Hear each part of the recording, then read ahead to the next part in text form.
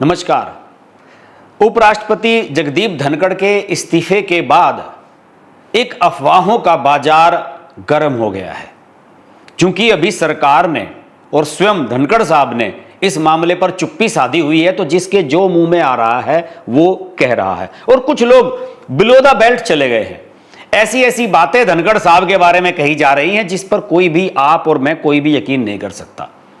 कुछ लोगों ने तो उनकी सीधी तुलना शुरू कर दी है सतपाल मलिक ढोल से, कि जिस तरीके से सतपाल मलिक नाम का ढोल मोदी के खिलाफ बजा था, जगदीप धनखड़ भी इसी तरह का काम करने वाले हैं। और इसमें कुछ बड़े बड़े पत्रकार भी लोग शामिल हैं।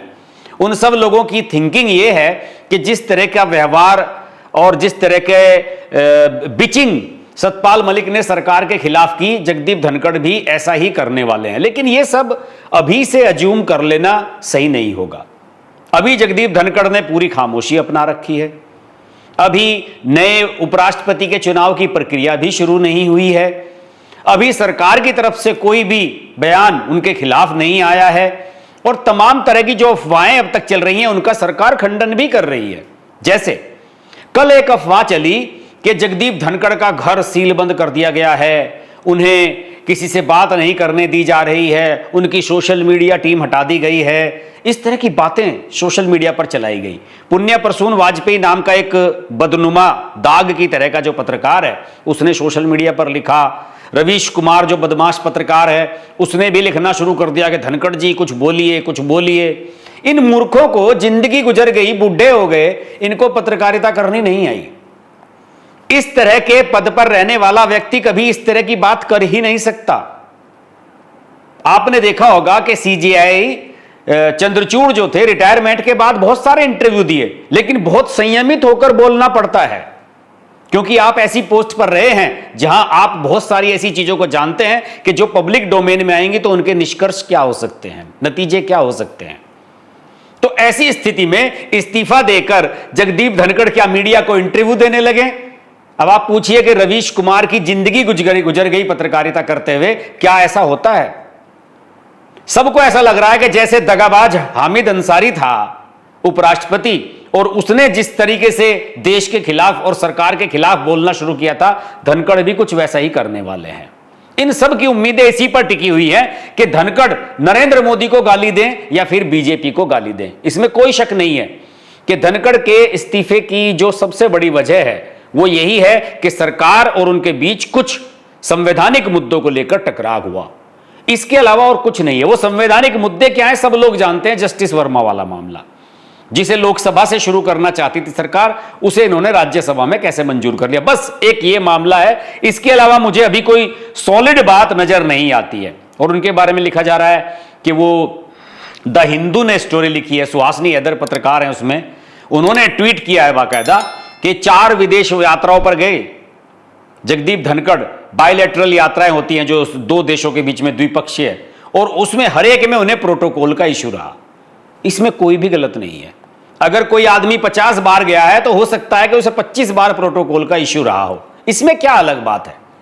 अगर आपके सूत्र विदेश मंत्रालय में अच्छे हैं तो इसका मतलब यह नहीं कि आप किसी भी चीज को खबर बनाना शुरू कर दें। कुछ लोगों ने लिखा कि पिछले दिनों जब अमेरिका के उपराष्ट्रपति जेडी वांस अपने परिवार के साथ यहां आए थे, भारत आए थे, अभी आए थे कुछ महीने पहले, उनका प्लेन वगैरह जयपुर में खड़ा रहा था बहुत काफी समय तक।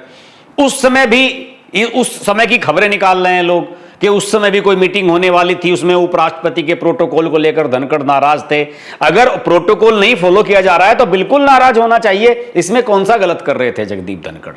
लेकिन आज की तारीख में जब उन्होंने इस्तीफा दे दिया है, उस समय ऐसी अप्रमाणिक बातें कहने का कोई लॉजिक नहीं। कल सरकार ने बाकायदा खंडन किया कि उनकी सोशल मीडिया टीम नहीं हटाई गई है, ना ही उन पर कोई प्रतिबंध है, ना ही उन पर किसी तरह की जो खबरें चलाई जा रही हैं।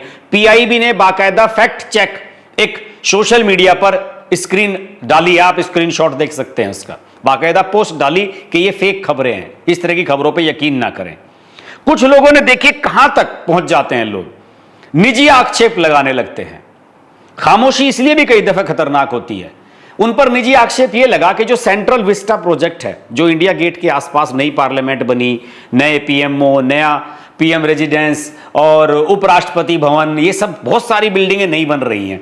तो किसने ये लिखा पता नहीं किसने लिखा सोशल मीडिया पर कि उपराष्ट्रपति का बंगला सबसे पहले तैयार हुआ और जगदीप धनखड़ उसमें सबसे पहले शिफ्ट कर गए। तो इसमें क्या गलत किया भाई? जब सबसे पहले बनकर उनका तैयार हो गया तो उसमें शिफ्ट करने में क्या है? क्योंकि 2 साल, क्या वो इंतजार करते कि मैं 2 साल 3 साल बाद रिटायर होऊंगा तो उसके बाद नया उपराष्ट्रपति उसमें आएगा? इस तरह की बातें मूर्खतापूर्ण है। कुछ और बताता हूं, कुछ लोगों ने तो उससे भी ज्यादा गिरी हुई बातें कही कि उपराष्ट्रपति ने अपनी पत्नी का जन्मदिन मनाया सरकारी खर्चे पर। अब आपसे पूछना चाहता हूं मैं ये सवाल, जनता बताए, इस सवाल का जवाब दे कि जो भी सरकारी कर्मचारी, बड़े बड़े अधिकारी, मंत्री, विधायक, सांसद, केंद्रीय मंत्री, राज्य मंत्री होते हैं, सब सरकारी खर्चे पर जन्मदिन करते हैं। अगर आप अपने घर पर, बंगले पर, सरकारी बंगले पर आप कोई कार्यक्रम आयोजित कर रहे हैं तो निश्चित रूप से वो सरकारी खर्चे पे होगा। आप कहीं 5 स्टार होटल में जाएं, कहीं बाहर करें तो वो अलग बात है। इसमें कौन सा गलत किया है? अगर 150 लोगों का खाना जगदीप धनखड़ ने खिलवाया अपने घर पर बुलाकर लोगों को, तो इसमें कुछ भी गलत नहीं है। यह निहायती घटिया अप्रोच है किसी भी व्यक्ति को डिमीन करने की, उनको नीचे गिराने की, सिर्फ इसलिए कि उन्होंने इस्तीफा दे दिया। जो उन्होंने इस्तीफा दिया उसकी वजह धनखड़ जानते हैं, सरकार जानती है, मोदी जानते हैं। मेरा मानना है कि उनके इस इस्तीफे की वजह केवल 2 ही लोग बता सकते हैं, या तो सरकार या फिर खुद जगदीप धनखड़। और जहां तक सतपाल मलिक से उनकी तुलना का सवाल है, सतपाल मलिक जैसे गिरे हुए आदमी से किसी की तुलना होनी ही नहीं चाहिए। बहुत सारे लोग मेरी बात पर नाराज होते हैं कि मैं सतपाल मलिक को की बॉडी शेमिंग करता हूं, उन्हें ढोल बताता हूं, उनका जो मोटापा है उसका मजाक उड़ाता हूं। भाई वो अस्वस्थ आदमी है, मैं उनके लंबे स्वास्थ्य की कामना करता हूं। मैंने अपनी आंखों से उनको देखा है।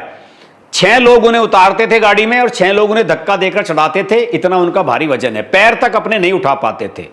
और ये जो ढोल शब्द है, मैंने उनके शरीर को लेकर नहीं, ये ढोल जो वो बज रहा है ना कि बीबीसी वाले ने थाप मारी तो बोलना शुरू कर दिया, अजीत अंजुम ने थाप मारी तो बोलना शुरू कर दिया, रवीश कुमार ने थाप मारी, द प्रिंट ने, द क्विंट ने, इन सब ने थाप मारी, बोलना शुरू कर दिया। ये उस सेंस में है कि इस ढोल को जो चाहे जैसे बजा ले, ये उस सेंस में है। लेकिन सतपाल मलिक जैसे आदमी से इनकी तुलना बिल्कुल नहीं होनी चाहिए। सतपाल मलिक नंबर 1 दगाबाज। सतपाल मलिक जिंदगी भर कुछ नहीं कर पाए, एक बार लोकसभा का चुनाव जीतने के अलावा अलीगढ़ से। 15 साल बीजेपी में सड़ रहे थे, 15 साल से। नरेंद्र मोदी आए तो उन्होंने उन्हें जम्मू कश्मीर का गवर्नर बनाया, गोवा का गवर्नर बनाया, मेघालय का गवर्नर बनाया। एहसान मानना चाहिए उस आदमी को। और उसके बाद आदमी करता क्या है कि साहब मेरा तबादला कश्मीर से वहां क्यों कर दिया और गोवा से मेरा वहां क्यों कर दिया? सरकार के खिलाफ ही काम करने लगता है। सरकार के खिलाफ गोवा में गए तो गोवा में जो बीजेपी की सरकार है उसी के खिलाफ काम करना शुरू कर दिया। आरोप लगा रहे हैं कि भ्रष्टाचार कर रही है। अरे भाई, आप सरकार के नुमाइंदे हैं, आपको चीजों को मैनेज करना आना चाहिए। जब ये मेघालय में थे अपनी अंतिम पोस्टिंग में, कोविड के समय की बात है, और दिल्ली में वो तथाकथित किसान आंदोलन चल रहा था, उस समय किसान के हितैषी बन गए थे सतपाल मलिक। गाना गाने लगे, राकेश टिकैत फलाना, राकेश टिकैत को अरेस्ट मत कराओ। योगी जी अरेस्ट करवाने वाले थे राकेश टिकैत को 26 जनवरी की उस घटना के बाद, जब रोया था राकेश टिकैत। लेकिन अमित शाह से फोन कर दिया और कह दिया कि नहीं नहीं, ऐसा हो गया तो बवाल हो जाएगा, वेस्ट यूपी में आग लग जाएगी। कुछ नहीं होने वाला था। ऐसी घटनाएं होती रहती है। नेताओं को गिरफ्तार करना, अंदर हिरासत में ले लेना, सब लोग जानते हैं, और योगी जी इस चीज को बढ़िया तरीके से हैंडल कर लेते। लेकिन सतपाल मलिक के कहने पर वो नहीं हुआ। और सतपाल मलिक उस समय करता क्या है, जयंत चौधरी और अखिलेश यादव एक साथ थे उस समय। दोनों मिलकर सतपाल मलिक से दोनों से मिलकर मिलते हैं सतपाल मलिक, और उनसे ये उम्मीद करते हैं कि मुझे राज्यसभा वगैरह भेज देना, मैं मोदी को गाली तो दे ही रहा हूं। जयंत चौधरी से कहते हैं कि मेरे समर्थन में शामली जिला है वेस्ट यूपी का, वहां पर एक सभा करा दो। आरएलडी वालों ने मना कर दिया, कह लगे साहब इसके लिए बिल्कुल भी हम रैली नहीं करेंगे।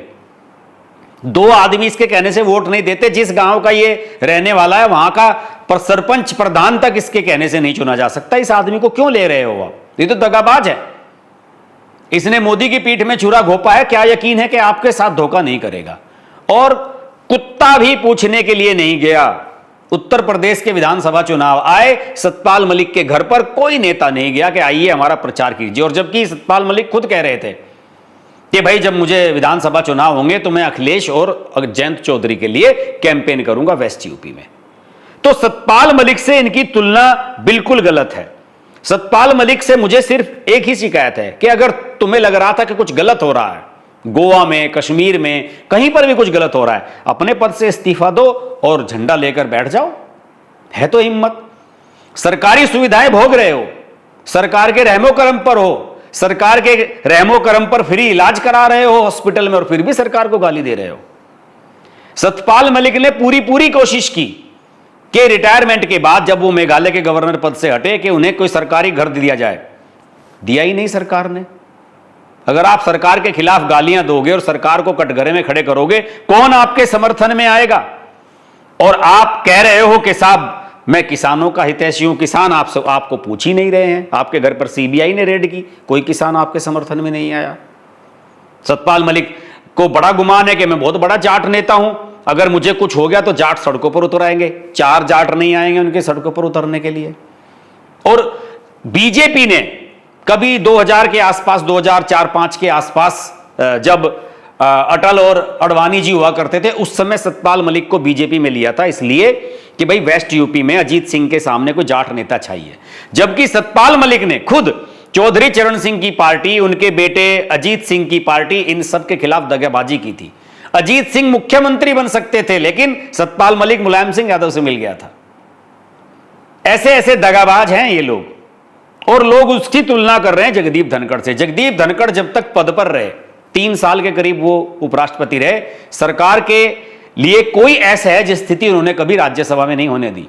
और जगदीप धनखड़ पहले सभापति थे जिन्होंने राज्यसभा में किसी भी आरोप लगाने वाले से यह कहा कि जो आप आरोप लगा रहे हो उसे आपको ऑथेंटिकेट करना होगा, उसका प्रमाण यहां टेबल पर आप रखिए।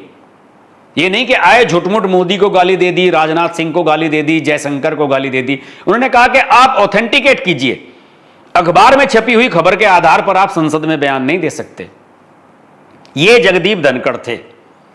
उनका तो विपक्ष ने मजाक उड़ाया कि वो हमेशा विनम्रता के साथ हाथ जोड़कर मिलते हैं, सबसे कमर झुकाकर मिलते हैं। इस तरीके से वो मोदी जी के सामने ही नहीं, सबके सामने इसी तरीके से हाथ जोड़कर मिलते थे। राजस्थान में चले जाइए, जहां के वो रहने वाले हैं, उनके पुराने परिचितों से पूछिए, हमेशा उनका अंदाज यही था, विनम्रता से मिलना और बहुत मुस्कुराकर, बहुत ही हम्बल व्यक्ति जगदीप धनखड़। उनके बारे में तुलना की जा रही है कि वो कर देंगे सतपाल मलिक जैसा कांड। मुझे नहीं लगता कि वो इस तरह की कोई भी हरकत करने वाले हैं। दूसरे, जगदीप धनखड़ ने एक संवैधानिक पद पर रहते हुए बीजेपी की खूब मदद की। लोकसभा चुनाव, विधानसभा चुनाव आए, किसी भी राज्य के आए, चाहे वो यूपी के थे, चाहे उधर के थे, वहां के राजस्थान के थे, लोकसभा चुनाव, सभी जगह उन्होंने मदद की। जयंत चौधरी जो अखिलेश यादव के साथ थे 2022 के विधानसभा चुनाव में यूपी में, 2024 के लोकसभा चुनाव में एनडीए में सिर्फ जगदीप धनखड़ के प्रयासों से आई। सब लोग जानते हैं, राजनीति के गलियारों में जानते हैं कि जयंत चौधरी को इधर लाने वाले जगदीप धनखड़ थे। इससे अखिलेश यादव कमजोर हुए, उनका गठबंधन कमजोर हुआ। तो उन्होंने सभी तरह के प्रयास किए। और देखिए, जहां तक पक्षपात की बात है, विपक्ष तो उन पर आरोप लगाता रहा है राज्यसभा में कि वो पक्षपात करते हैं, सरकार के समर्थन में काम करते हैं, विपक्ष की नहीं सुनते हैं। आज वही विपक्ष कह रहा है कि उनकी फेयरवेल पार्टी होनी चाहिए। कांग्रेस ने बाकायदा मांग की है कि उनकी फेयरवेल क्यों नहीं हो रही है। और सुप्रीम कोर्ट के फैसलों के खिलाफ, जिसमें राष्ट्रपति और राज्यपाल को दिशा निर्देशित किया जा रहा था, उन सब के खिलाफ खुलेआम बोले जगदीप धनखड़, बिना किसी प्रोटोकॉल की परवाह किए और बिना यह सोचे हुए कि वो किस संवैधानिक पद पर है। तो मुझे लगता है कि जगदीप धनखड़ इस तरह के व्यक्ति हैं जो मैंने उनके व्यवहार से और उनके पब्लिक अपीयरेंस से समझा है कि वो जो दिल में है वही उनकी जुबान पर है। और जहां तक मेरा अपना आकलन है, जगदीप धनखड़ कोई ऐसा बयान नहीं देने वाले हैं जिससे सरकार को, मोदी को, बीजेपी को, किसी को भी जिन्होंने उनको उपराष्ट्रपति बनाया, उनके सामने असहज स्थिति पैदा हो। वैसे सबको किताब लिखने का अधिकार है, सबको इंटरव्यू देने का भी अधिकार है, लेकिन एक स्तर तक ही आप उसमें बोल सकते हैं, जैसे कि चंद्रचूड़ साहब ने किया। आज की वीडियो में इतना ही। वीडियो अच्छा लगे तो इसे लाइक जरूर करें, शेयर अवश्य करें, और अगर चैनल अभी तक आपने हमारा ये सब्सक्राइब नहीं किया है तो सब्सक्राइब अवश्य कर लें। नमस्कार।